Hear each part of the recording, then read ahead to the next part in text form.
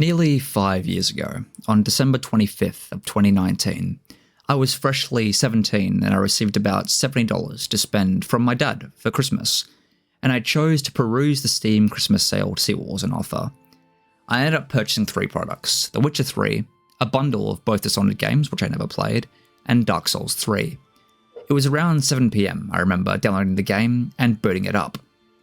And it was a very strange experience that I remember very little of except for the emotions I felt while I was playing.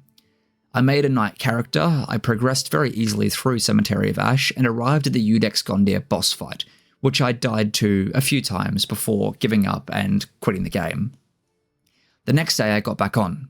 I defeated Gundyr and I continued progressing through the game. I eventually got up to the Lothric Knight just past the dragon on the bridge, and after dying to him maybe 6 or 7 times, I managed to lure him down to where the dragon fire was, which killed him.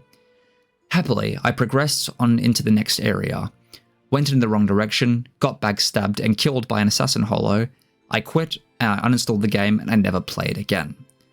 Up until a few months later, during the coronavirus lockdown here in Australia, I had finished all my schoolwork very early in the day and didn't know what to play. So I re-downloaded Dark Souls 3, I beat the knight after a few attempts, found the bonfire, and I did not stop playing that game for well over a year. In these last 4.5 years, I have sunk over 2,500 hours into FromSoftware's lineup of games. I have gotten all achievements in Dark Souls 1, 3, Bloodborne, and Elden Ring. I have done challenge runs, soul level 1 runs, speed runs.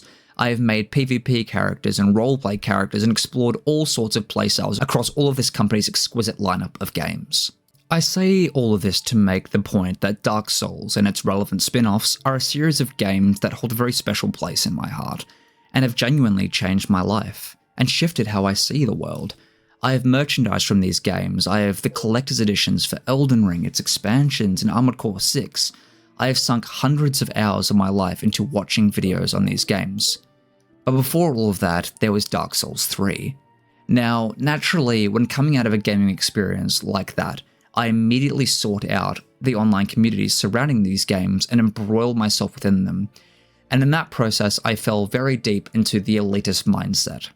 I was fully convinced that the proper way to play these games was sword and board, no summons, no consumables, just slam into the boss until it dies.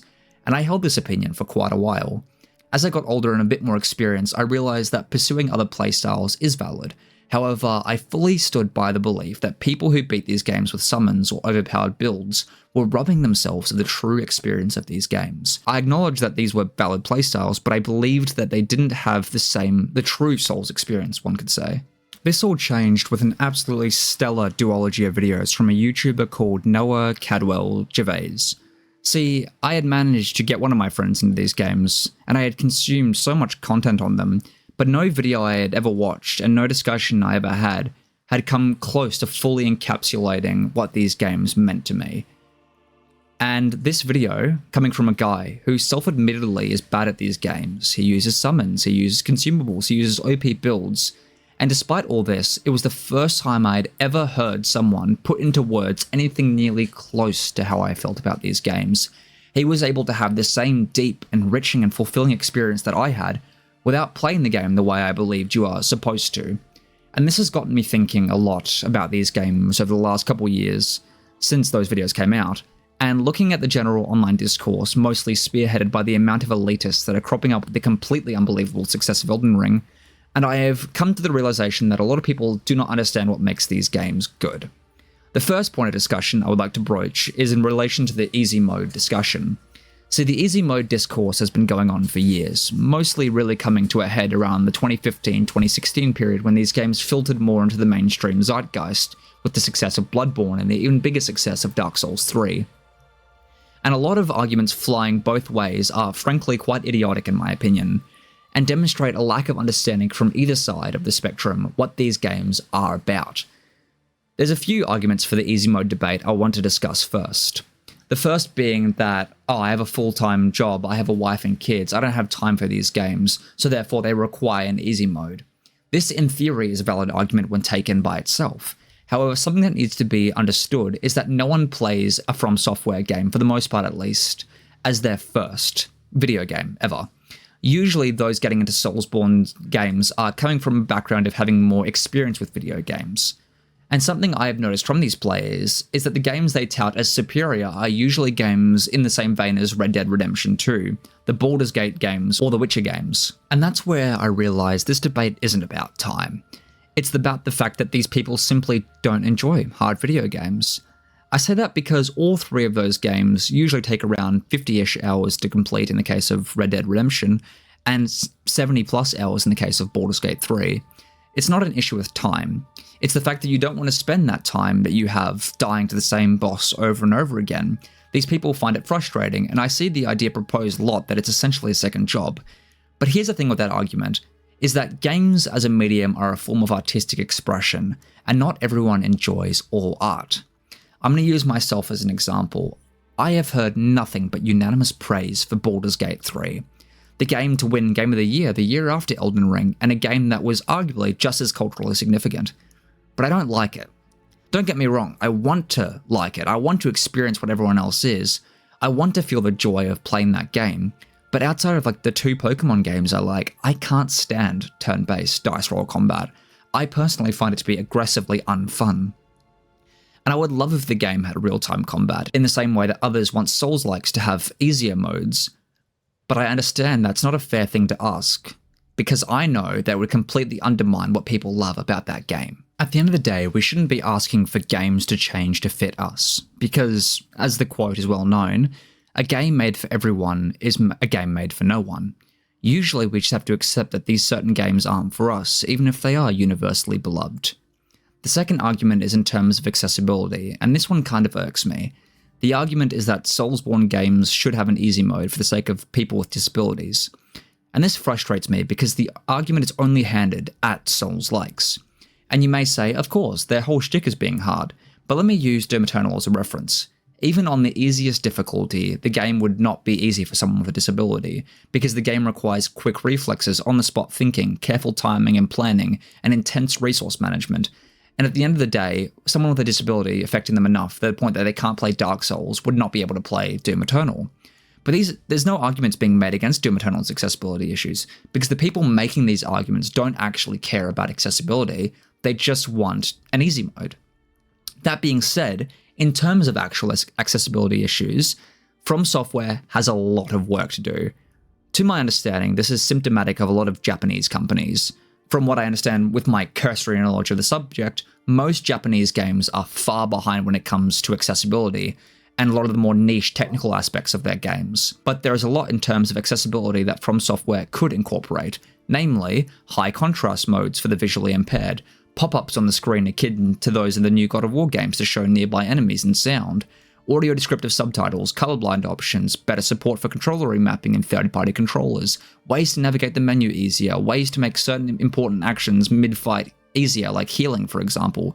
None of these would compromise the difficulty of these games, but would allow people less fortunate to be able to experience them. And the most important topic against the easy mode debate ties into the main point of this video, where one of the main reasons these games are so incredible are because they do have an easy mode. It's built into the mechanics.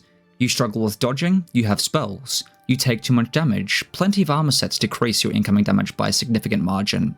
You don't deal enough damage. Pretty much all these games, bar Sekiro, have the ability to get fairly strong in the early hours of the game. All it takes is a little googling, and if you don't like googling, a little exploration. Cheating and mods are also, in terms of single player, perfectly valid. Any other game you play, if you mod something or use a bit of cheats to make something more fun, then that is perfectly accepted. Hell, a lot of games to this day are held up by their modding scenes. Yes, I believe you aren't truly experiencing the developer's vision by doing this, but at the end of the day, it's a single-player experience. It's your choice. And if it enhances the experience, great.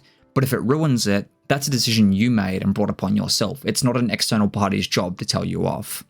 In the sense of the Souls games, this obviously only applies in offline mode. Please don't cheat. In online, it ruins the experience for everyone. And finally, the most important easy mode, quote-unquote, of the game is summoning. This story has been told time and time again, but for the casual guilos out there who aren't as obsessed with these games as I am going to tell you a little bit of a story.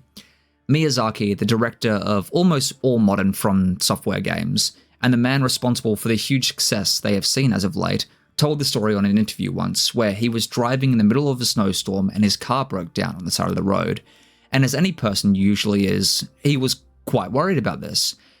But then out of nowhere, a car appeared, a few men hopped out, helped him fix his car, and drove off.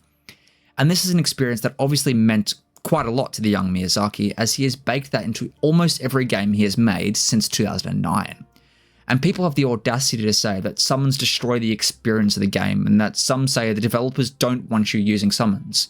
And let me tell you something. As someone who's never programmed in their entire life, I can tell you that the game development is not easy. In fact, I would say it's super hard. And I imagine programming peer-to-peer netcode is even harder, and integrating peer-to-peer multiplayer into a single-player game and maintaining balance, security, and effective moderation is probably really hard. They didn't accidentally add multiplayer. It's not a glitch. It's not an exploit. It's a mechanic that the developers of this game worked very, very hard to implement, which makes it a perfectly viable choice in terms of approaching these games. If you find it more fun beating an area or a boss with a random stranger, then that's good. Play the game however you have fun. The summons are in this game for a reason. It's not always a perfect system, mind you. Even speaking from my own experience just the last night as of writing the script, I was playing through the DLC for Elden Ring while on a call with my partner, and I was telling her about the multiplayer, and so for the upcoming boss fight against Bale, which I had died to about 4 times, I decided, fuck it. It would be really fun for me and a squad of other people to work together and fight this insurmountable foe as a team. Only for one of the guys to walk in behind me, cast a spell that did a fifth of his HP, and then again and again and again until the dragon died. And to be perfectly honest, this kind of upset me because I feel like I was robbed of the experience of this boss fight. It's not a perfect system, but at the end of the day, some people like that. They like watching someone else completely and utterly annihilate a boss they were struggling on, which is completely valid. These games are so fantastic because they have this ability to create a blank canvas that you can tackle in your own way. If you're like me and prefer to take the sword and board, no summoning approach and bash your head against the wall until you break through, that is valid. If you want to play the game through with friends, that's valid. If you want to use guides or builds or give yourself the upper hand, that is valid. What is magical about these games isn't that they are hard. While that is a contributing factor, what makes these games special is that they encapsulate so greatly what makes video games such an effective artistic medium. They are designed to invoke emotion. And this is what makes FromSoftware's Soulsborne series of games so unique and interesting. There's a reason why, despite spanning 5 separate IPs, most discussions group them all into a sort of spiritual series of games. And this is why no one plays just one Soulsborne games. A lot of players of these games will endlessly search out anything that will capture those same emotions. The deep, desolate loneliness you feel exploring through the quiet and empty halls of a once mighty civilization, the wonder and awe of stunning vistas unfurling before you, the deeply personal experience of carving your own unique journey with your own unique struggles, your own exploration of the world, your own choices of builds and weapons and armor, the absolute euphoria you get upon defeating a boss, a euphoria so powerful you have to put the controller down and walk away because you're physically shaking with adrenaline. The wave of relief flushing over you when you reach a checkpoint, drained to your last Estus on a fraction of a health bar, being pursued by a tough enemy. The feeling of summoning another player into the world and seeing how drastically different their approach is to the game, and their unique build and aesthetic, and the moments standing in front of the fog door, spamming the block button at them. The entirely unique way you choose to approach the world. There are some that merely rush through to find the bosses, some who stop to explore every nook and cranny and refine and polish their build to perfection. And there's others, like the YouTuber EuroThug4000 mentions in her video on Elden Ring, where half of her approach was learning about the different flora and fauna of the game, and finding beauty in how the major points of interest in the world influence the plant life and the wildlife. Or the lore experts who trawl through every single shred of dialogue and every single item description to try and piece together the story of this world. And how that lore, once spread throughout the entire player base, affects how they feel about enemies, the bosses, and the characters. We have seen this just in the last few weeks with the community discourse surrounding Moog, which has completely shifted, almost doing an entire 180 on the previous consensus. Every single person has a completely unique experience playing these games, and is a genuine disservice to these works of art that people will tell you, the game is intended to be experienced playing solo with a sword and a shield, because all that says is that you don't care about these games as an artistic medium, merely you only care about the status that comes with beating a quote-unquote hard game. These games aren't for everyone. I completely acknowledge that. And I have fully accepted that a lot of my own friends will never play these games simply because they aren't the sort of games that they enjoy. But campaigning to make every video game suitable for everyone will only create mediocrity and stagnation within the industry. We see it today with dozens of generic, realistic, high-graphics ghost train rides designed to fit every playstyle, yet failing completely to the wayside within months or even weeks of release.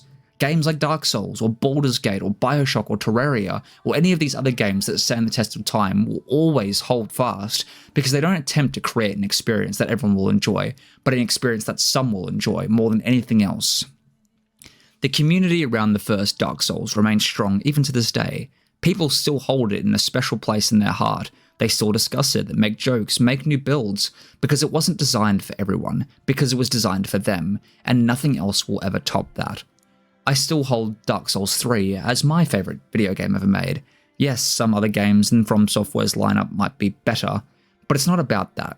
It's about the emotions that game made me feel, and many games have come close to capturing those same feelings, but none have ever matched playing that game for the first time. Thank you all very much for watching, and have a fantastic rest of your day.